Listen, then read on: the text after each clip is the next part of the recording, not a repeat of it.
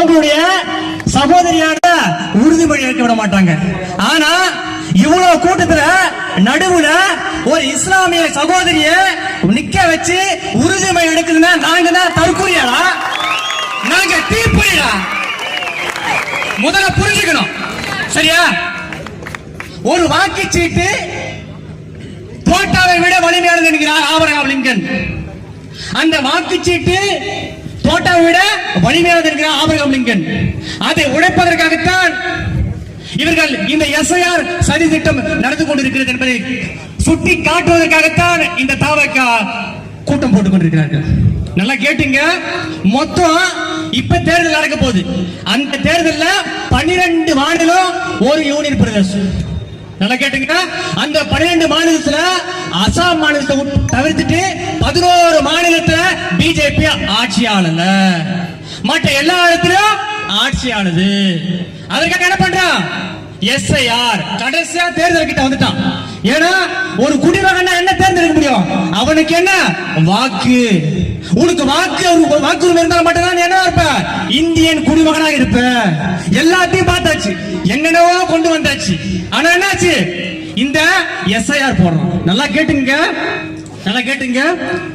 இந்த 11 மாநிலத்துல பிஜேபி ஆளுது, ஒண்ணுல அசாம்ல ஆளுது.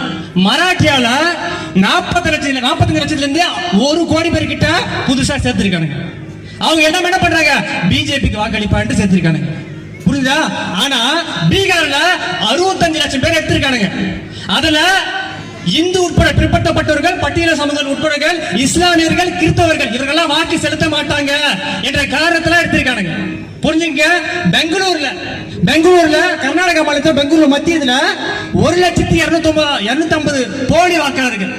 இதுல என்ன கொடுமைனா பாருங்க, என்ன கொடுமைனா ஒருத்தருக்கு 52 வயசா, 80 பிள்ளைகளா, பிறகுக்கு விட பிள்ளை பத்தி இருக்காரு. எத்தனை? 52 வயசா, 80 பிள்ளைங்களா. அதுல ஒரு பிள்ளைக்கு 80 வயசா. ஆனா தற்கூறிக்கல, நீங்க தான் தற்கூறீங்க. யார பார்த்து தற்கூறி சொல்ற? தீர்ப்பு இப்படிதான் பண்ணிட்டு ஒரு வீட்டுல முகவரியா கிடையாதுங்க. வீட்டுல முகவரியா இல்ல. இன்னொரு பேரு ஏபிசி, பேரு ஏபிசி, அப்புறம் இசட். இதெல்லாம் ஓட்டு போட்டுக்குது. இதுல என்ன கொடுமைனா ஒரு வெளிநாட்டு மாநிலங்க அதுக்கு ஓட்டு போட்டுக்காங்க. 20 ஓட்டு போட்டுக்கு கள்ள ஓட்டாது. ஏங்க நீங்க இந்தியாவில் போய் ஓட்டு போடலாம், சிட்டிசன் வாங்கிட்டு கேட்டா எனக்கு தெரியாதுங்க அந்த பொம்பளை சொல்லுது. அந்த அம்மா 20 ஓட்டு போட்டிருக்காங்க.